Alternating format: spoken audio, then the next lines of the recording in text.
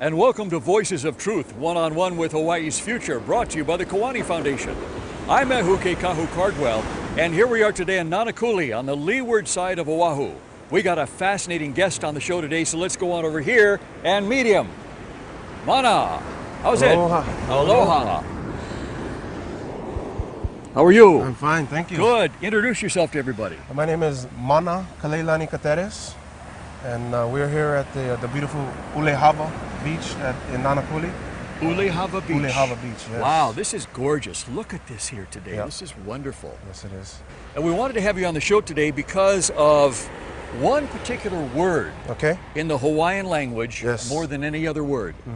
And that word is Kuleana. Yeah. Yeah. It's And a that- heavy one. That's a heavy duty Yeah. one. Yeah. And I think it means one's area of responsibility, yes? Yes, yes. But while that may at first glance seem like a very specific, tight definition, Yeah. it really isn't at all. No. It can mean many different Yeah. things. Almost But- everything too. It could mean something Yeah. or everything. Yeah. And so for you, Mana, you've been working with Kuleana, Yes. in Kuleana, Yeah. about Kuleana for a long time. huh? Yes. Yes. It's really affected your life. Yeah. Tell us about that. It kind of came to me, the Kuleana that I carry kind of came to me in little spurts. And then one particular day about 3 o'clock in the morning, just Really? hit me like a ton of bricks. You know, Wow. like, just the, You mean like while you were asleep? I actually woke up to drink some water. I read an email that somebody had sent me, and it basically, it had to do with the Akaka bill. And it was talking about how somebody was trying to stop the Akaka bill because it didn't take into consideration the religious aspects that Kanaka Maoli have with the Aina. It doesn't touch that at all, you know. And so in that, it was stating that our ancestors, the religion was you had to take care of the past 7 generations and the future 7 generations. You know, nowadays, Western society teaches us that we grow up, we have kids, we take care of them, and then you can retire, and then, your job So, is done. One generation. Yeah, Western But society there's teaches you that. 13 others, really. Yeah, 7 past and 7 yeah, future. yeah. Wow. And when I read that email and it came to me, just that at first it seems burdensome, but then you realize that it's just a very heavy Kuleana. That I have to make sure that there's enough food around for not only my kids but 7 generations from now. I have to come. feed them too. I have to keep them in mind. Yeah. And for our ancestors, every decision they made throughout the day, everything was with that mana'o. They didn't want to pollute the Aina because, hey, that just might be there 7 generations from now. Wow. And you once you start thinking like that, you kind of see not so narrow-minded. And with that in itself, like I mentioned, the weight, the Kuleana that weight carries, it's heavy. But once you realize that our people's been carrying that Kuleana since time began, and how simple life would be if everybody carried Kuleana like that. So, Mana, that's really a great example of the difference between Hawaiian culture Yes. and Western foreign culture. Yes. The Western foreign culture, Kuleana is just one generation. Oh yeah, yeah, It's very narrow, yeah. both in time and in the Hawaiian culture, it's much bigger. Yeah, yeah. Much more responsibility. Yeah. But it pays off bigger dividends Oh, too. yeah, yeah. Yeah. Yeah. Wow. So that happened to you at 3 a.m. one morning. Yeah, huh? yeah. I started crying, and oh man, it was just so life-changing after that. But isn't Kuleana not only a responsibility but also a privilege? Oh yes, yes. Yeah. Yeah. I know. There's a lot of people around that when they find out that you got a Kuleana, like this is your certain Kuleana, they get like jealous, like, oh, I wanted that Kuleana. You know what I Yeah. mean? So it does They're only have seeing that play one with half it. of Yeah, it, though, right? exactly. Yeah. What Kuleana did you realize was yours? For me, I realized that because I played music, one of my Kuleana was to get the message out there, and more importantly, my Kuleana is to let everybody know that I come in contact with that there is even a Kuleana there that needs to be awamo or taken care of. It needs to be carried. Some people, they say, oh, why you guys do that for? To me and my family, oh, because it's our Kuleana. If we don't do it, who else is going to do it? And then once you point that out, they're like, oh, we didn't even know that, we're supposed to do that. Or, we didn't even know you were able to do that. Wow. Yeah. So your Kuleana is about Kuleana. Yeah, yeah. That's amazing. Yeah. You're the first guy I met like that. It's a big one if you think about it. It is. It's the mother of all Kuleana. Yeah. But that's really incredible because for a lot of people, you know, I guess so many of us today, even if we live in Hawaii here, Yes. are so, you know, our focus is narrow. You know, right in the now, Yeah. paying the bills, Yes. making a living, Yes. getting enough to eat, hopefully getting enough sleep, Yes. maybe a little exercise, Yes. raising the kids. Yes. And so we don't really stop. It never occurs to us Yeah. that there is a Kuleana of Kuleana. Yeah. Yeah. And it's kind of like, I guess it's kind of like concentric circles. Oh huh? yeah, definitely. Yes. Yeah. Yes. Once that was kind of put on me, then you start to analyze things like how how can I take care of the past 7 generations? Okay, that's easy. I have to make sure I research my genealogy. I have to know everything there is to know about the Evie, my family's remains, The and make sure bones. that no matter what, I protect them. That's part of that Kuleana. And it's part of the 7 generations back. Past, yes. Okay. Yes. Not only my parents, but everybody before them. And then the future generations, I started thinking like, how can I malama that? How can I take care of that? And then you quickly realize that even if you went to Vegas and won $200 million, that's not going to be enough money to feed your mo'opuna or grandchildren 7 generations from now. The only thing that can possibly feed 7 generations from now is the aina, is the land. So with that, everybody here has to take care of the aina because that's the only thing that's going to be here for us to put the kalo inside. They can put their hands in the dirt like our 7 generations ago. 7 generations from now, they can get their hands dirty, get their feet dirty, and feed themselves. And the aina is the only way to do that. You got to take care of the aina, and you got to make sure that you keep it fertile and that you can grow on it. Building houses and concrete and putting that stuff up isn't going to help 7 generations from now. Yeah. They're going to, if anything, they're going to have to dig all the concrete up to get to the dirt underneath. Right. Right. So we got to keep it. We got to keep beaches as is with no hotel properties on it. We got to keep the mountain, the properties up to the mountain. We got to keep that free of golf courses. That's the only way to awama or to carry and fulfill your kuleana. The gentleman gave me some huli, some the top parts of the kalo, the taro. Yes. Yeah, the chopped off. Yeah, it was a couple days after this whole enlightening, the kuleana, and I took those huli home and a couple days later, and I taught my children properly how to care for kalo and Wow. how we do this every day. Pulling the weeds, we take care of it every day, and then months from now we're gonna feed ourselves from that. So with that to me that was the first step. Is right in the yard, couple steps from turn off the TV, turn on the radio if you got to. Take your children outside. If the dirt at your house isn't really great, with a lot of the pollution around the military bases, get a couple of pots and potting soil. Turn off the TV, like I said, go outside and get your kids' fingers dirty. You got to teach them how to feed themselves first before you feed 7 generations from now. To me, when you open up a dictionary and you see the word Kanaka Maoli, it should say si kuleana. It shouldn't say anything else. To me, there is no luxury to be Kanaka Maoli. We don't come with a silver spoon or a piece of land on the side. Here, you're Kanaka Maoli, here you go. Right. No, it comes to you flip the page to kuleana, and that's what everybody's born with, this kuleana. You got to carry that.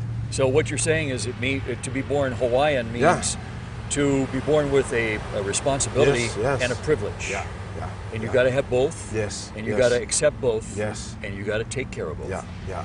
Mana, you work with the keiki, the children. Yes. In teaching them and opening their eyes to Kuleana, yeah? Yeah. Tell us about that. A lot of the times, my wife is involved in the immersion, the Hawaiian language Immersion school. immersion schools. Uh-huh. So a lot of the times, she teaches the family how it's their kuleana to learn the language.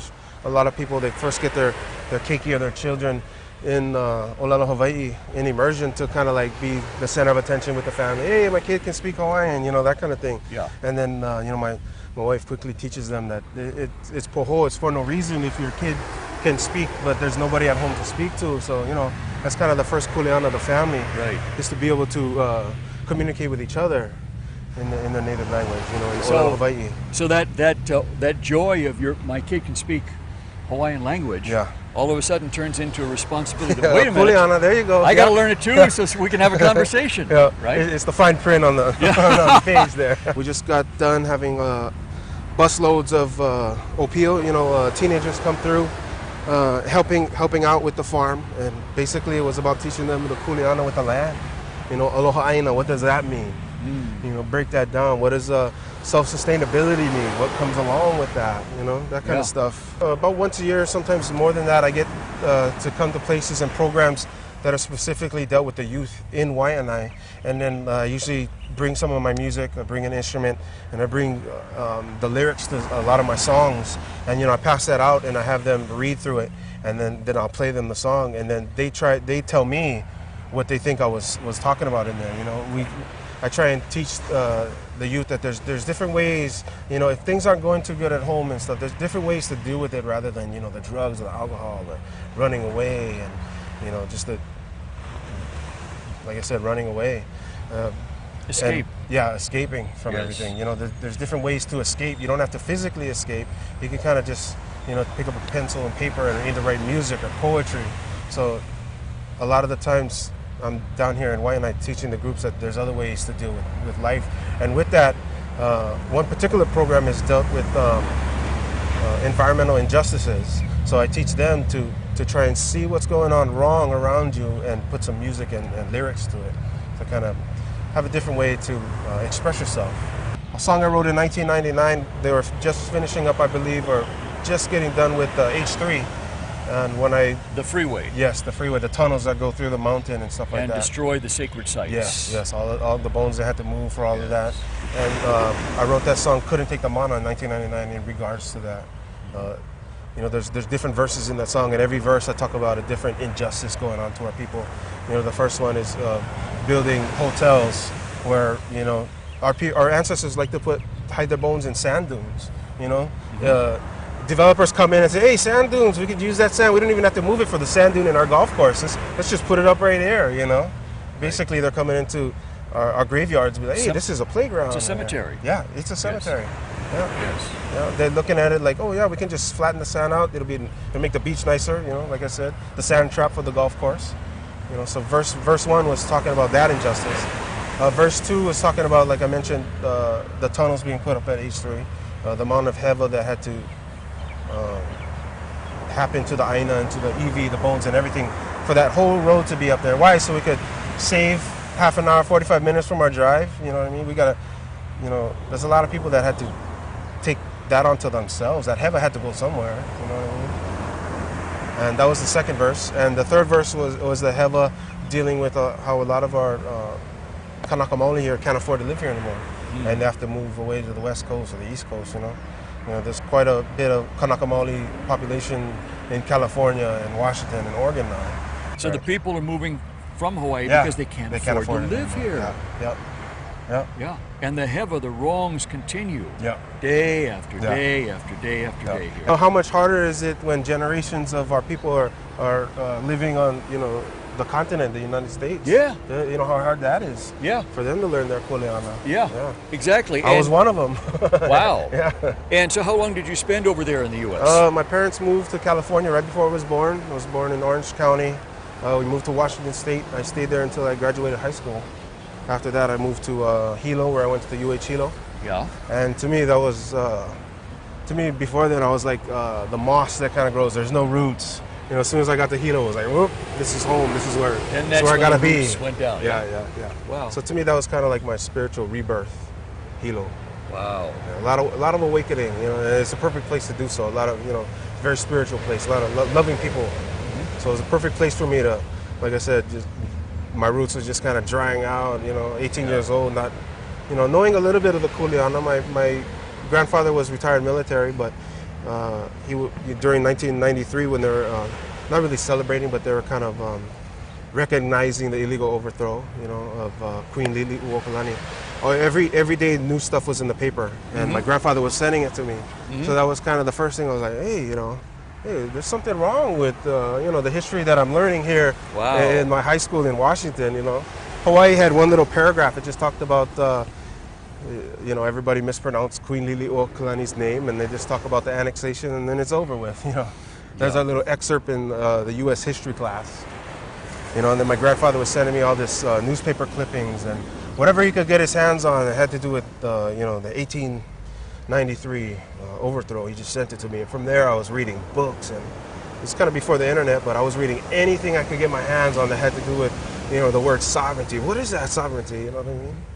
And then from there, that was a little bit of the Kuleana coming on to me. Hey, you got to learn a little bit about your history because they're not teaching you nothing up here. Somebody lives here, and they have Kuleana, and then they move out of Hawaii. Yeah. What happens to that Kuleana? Yeah. But yet you found Kuleana came to you. Yeah. All thousands of miles away, all the yeah. way across the ocean. Yeah. That's amazing. That's amazing. Yeah. And I see a lot of people who I grew up with, you know, Kanaka Maoli. You know, there was quite a bit of us up there when I was going to high school growing up. And you can just see the difference between, you know, whose family was just Hawaiian, you know. We'll eat laula every time Auntie comes from Hawaii, you know, and then you can see the Kanaka Maoli, you know, like, hey, we're here because we have to be, not because we want to be. And, you know, they kind of, my mom always danced hula growing up, you know, my dad was into the Hawaiian music. So it was a lot easier for me to always have that connection back here, you know. You can see, like I mentioned, you can see a lot of some of my friends growing up, they don't have that connection. You know, a couple years ago I got into an argument with this pal of mine I grew up with in Washington about sovereignty, you know, on Facebook. It was like for everybody to read. You know, I could tell from a mile away he was trying to bait me into an argument. So, you know, I answered honestly what I thought. And then, you know, he started quoting some sovereignty stuff that he read somewhere, you know, because he did some reading up because he was getting ready for the argument. Right. And then, you know, then I just straight asked him, I said, okay, now are you asking me these things because you honestly want to know, or are you just trying to catch me in a loop, or you're just trying to catch me to say the wrong thing, you know? And he was like, well, his exact words to me was, honestly, I don't really care. I don't ever see myself moving back to Hawaii, and my kids aren't going to move there, so I don't really care what happens. I just wanted to know what your thoughts were. And to me, that kind of was like, wow, you know, we got our own people that are thinking that way up there, like, yeah, whatever happens over there, you know? Yeah. Wow. It's kind of a sad thing that they're you know, to me, you know, everybody thinks that when they sever that pico when you're born, you know, that connection is gone. Well, you know, there's the train of thought that there's 3 picos on the body and they're always connected, and how far detached and how far severed do you have to be to just have that kind of mentality towards your homeland and your people? Pretty far. And, you know, yeah. And then to me, you know, already knowing the 7 generation thing, it's like, wow, he just said he doesn't care about you, your past 7 generations, your future 7 generations, you know. It's kind of troublesome to hear that, you know. So from that, after learning that, I kind of sat down and kind of tried to write some music, thinking that music is a way to get to people to think about stuff without really thinking about it. You know, they'll like it, they'll move around to it, they'll say the words, and then they'll start realizing, hey, wow, yeah, that is kind of messed up what's happening over there, you know what I mean? So trying to find different ways to kind of peel back the bark that's on these. Yes. Do you think Kuleana is embedded in people's DNA? I believe so. You think so, huh? I think, no, you know, you don't even have to be Kanaka Maoli, you know, everybody, wherever they're from, they have specific Kuleana that comes with that. You know? Really? You can't be, like, just the same that you can't be Kanaka Maoli without certain Kuleana. The same thing is you can't be Irish without having some kind of Kuleana, you know? You can tell the difference when you meet somebody who's of that nationality and they know their Kuleana. You can tell right off the bat. Yes, you can't you? You can tell. Yeah, so everybody, it isn't just a Hawaiian thing. Oh, yeah. It's a human being yeah, thing. It's a human being thing, yeah. Yeah. But the funny thing is that in Hawaii at least, probably all over the world too, but at least in Hawaii, it's really like in your face, isn't it? Oh, yeah. I mean, it's so front and center present. Yeah. The thing about the Kuleana situation here in Hawaii is the fact that all the heva that's happening daily here with our people, you know, the healthcare system, wrongs that are being done. Everything, all of that could be fixed almost instantly if everybody would just wake up tomorrow and be like, hey, there's this Kuleana I have to take care of. We're going to take care of it today. You know, if everybody just took care of the Kuleana one day, everything would be brighter day tomorrow. Wow. Wow. What do you think it's going to take to wake people up to that? A lot of people, they don't even want to know about it, kind of thing. We like our life kind of simple. We like it Kuleana free, you know what I mean? Yeah. So it's to me, is the first thing is to show them that you're doing it. You know, we'll model it, you know, like just like our kupuna used to model proper behavior to us. You know, that kind of thing. We'll model proper taking care of Kuleana, and if you're not going to get up and help, then we're going to look at you and you're going to know that you're not doing what you're supposed to be doing. Yeah. And that's your heva, you know. Yeah. That's the wrong you're perpetuating. Yep. Yeah. But really, Mana, is it possible to escape that responsibility?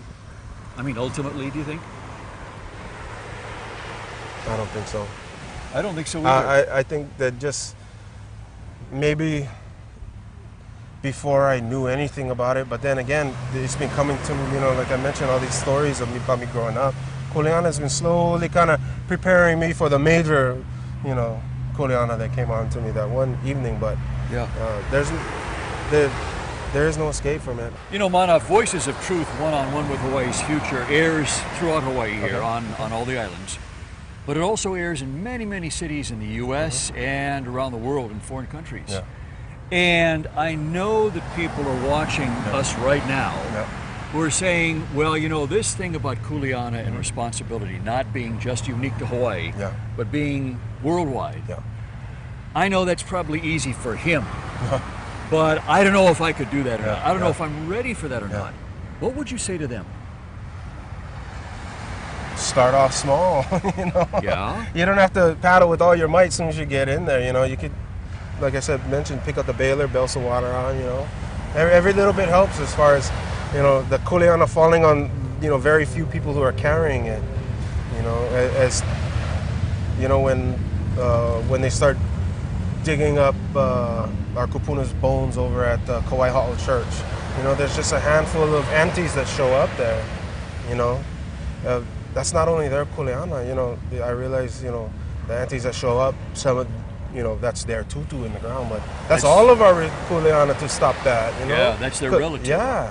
Because if we don't stop that, what's to stop them from driving down the street to where your kupuna are buried? Right. You know? What's next? Yeah. What's next? Yeah. So really what you're saying, Mana, is that taking on a Kuleana can begin with very small steps. Yeah. Show up and learn something. That's the way it happened with you, Yeah. That's the way it happens with so many. Yeah. What does the future of Hawaii look like to you?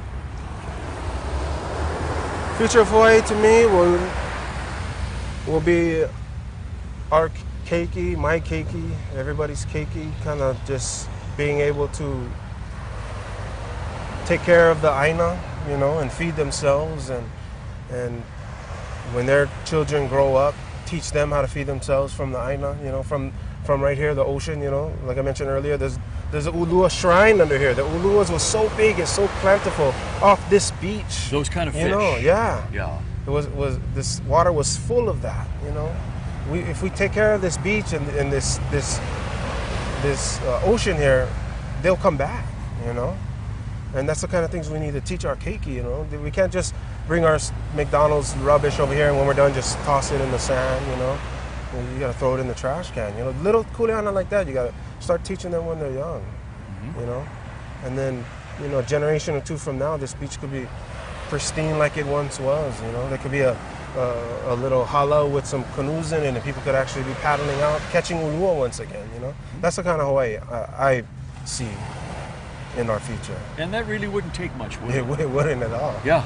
But yet the results would be huge. Yeah. The ocean here, once again, filled with those fish. You get your family down here picking up trash, and that's step one to one day what this could be again, you know. And you get your exercise at the same time. Exactly. Exercise, pick up trash, Kuleana. And we're not asking for a miracle. We're just want this place to be what it used to be a few generations ago, you know. This is not what, you know, our kupuna 7 generations from now, when they're carrying this Kuleana, they didn't see us having to deal with this, you know.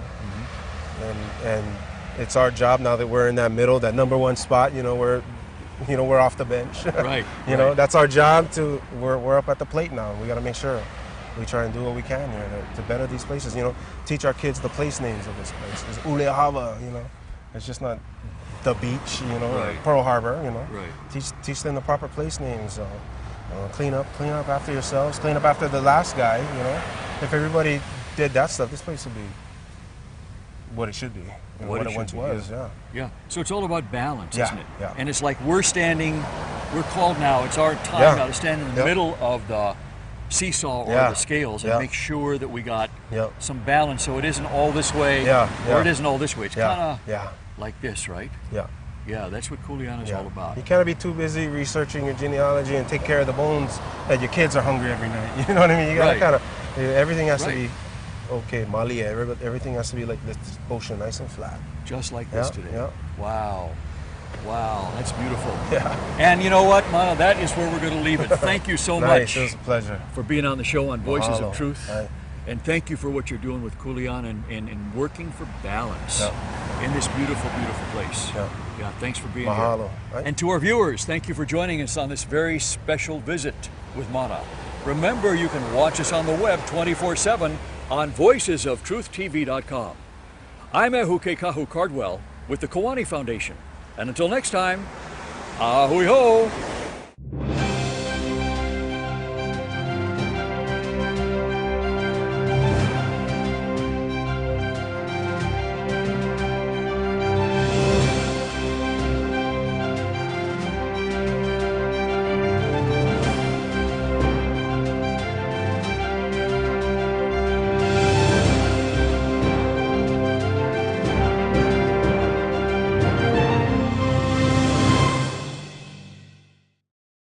Mahalo for watching Voices of Truth one-on-one with Hawaii's Future. Watch us on the web 24/7 at voicesoftruth.tv.com. You'll find all our shows, including this one, in case you want to see it again or share it with family and friends. Also view our weekly video commentaries at freehawaiitv.com. And check out our blog, published daily, at freehawaii.info. It's all part of the Free Hawaii Broadcasting Network.